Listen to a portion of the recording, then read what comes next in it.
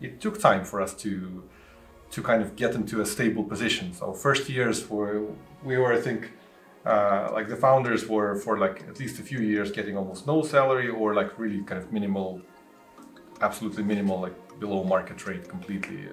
So that was kind of hard. Well, yeah, the story is actually not very grand. Like, I think many entrepreneurs have the story that I always dreamt of being an entrepreneur.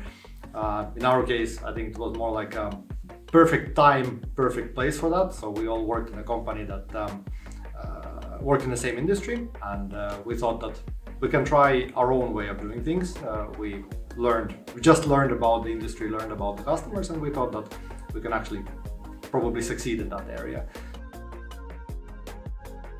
Well, we currently have two main areas where we serve our customers, and the first one is customer service solutions, where we basically give software and hardware tools to our customers to sell their services. And the second area is smart locking solutions. So we have been now delivering locking solutions for hospitals, universities, schools, and pretty much any door, any drawer, any cupboard that needs a smart lock, we have a solution for that. Yeah, and there's a special thing about it, like how is it different from what other companies would be doing is the hardware and software combined. Quite often, especially when they're like smaller companies, you have separate businesses building hardware, for example, the locks or the electronics, and separate companies building the software or the systems that connect them. And then there will be integrators that build them, bring them together and sell them to the customers, and it becomes extremely expensive and hard to tune and hard to adjust, and the development cycle has become really slow. One thing was that since especially when we started, we were dealing a lot with the municipalities, and most of our competitors were actually 5 times or 10 times our size.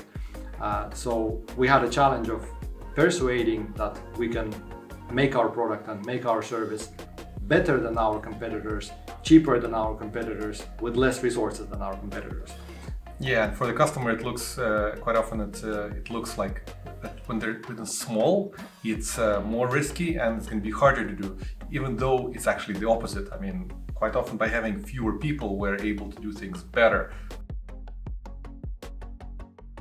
One of the best things is sending the first invoices, and not just about money. Of course, you need to eat. That's also nice, but it's really not about that. But it's about the feeling that you have actually produced a service or a product that somebody is ready to pay money for. And that was such a great feeling.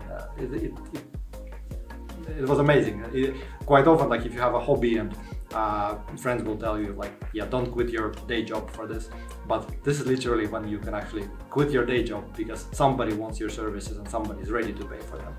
Like, but I see your point, but yeah, for me it was like being able to create our own culture down the line. So many other countries compared to Finland, there's this clear hierarchy with the boss sitting in their own room with possibly with the secretary, and then to contact the boss you need to call the secretary to see if they have time, like even for the normal employees. And this is the opposite extreme, but in our case we just all sit in the same room all the time.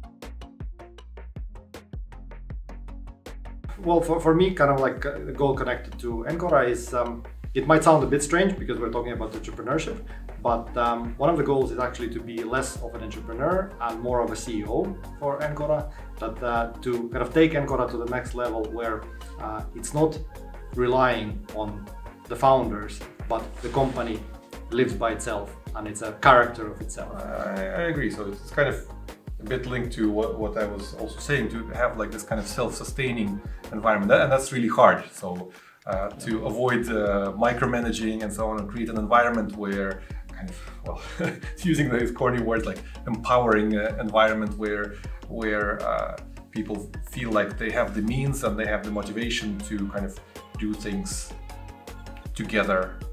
It's kind of going in that direction, but there's still work to do. Create a great product and make your customers happy. Stress about that and everything else will follow. Because if you fail at those things, then everything else doesn't matter.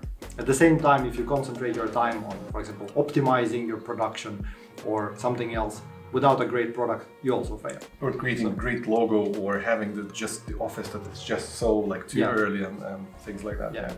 Make your customers happy, create great product, and there would be great success.